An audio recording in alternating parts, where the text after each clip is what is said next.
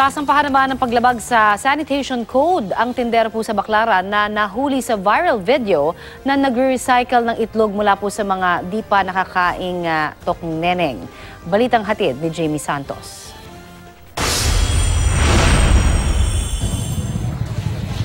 Sa viral videong ito, makikita ang lalaking isa-isang tinatanggalan ng balot ng harina ang mga tokneneng at nililipat ang itlog sa kaserolang may tubig. Mapapansing nakalapag lang sa semento ang mga lalagyan.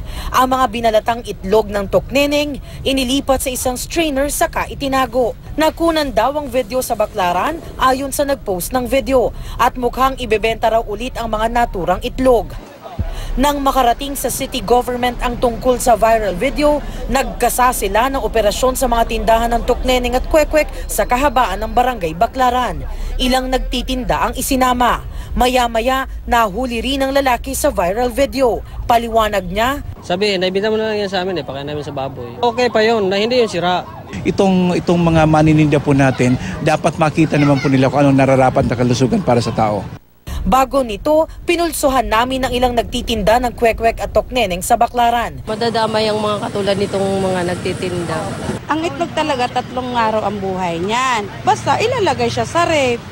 Tapos pwede naman siya i-recycle kung sa tama din nalagayan. Hiningan din namin ng reaksyon tungkol sa viral video ang ilang parokyano ng street food. Usually po kasi pag street foods po, hindi po tayo 100% tinakasanayan ko na po pag nagsisimba po ako dyan. Okay naman. Apo, wala naman po.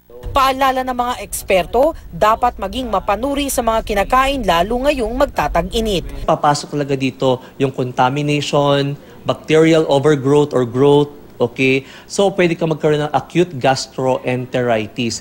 Jamie Santos, GMA News.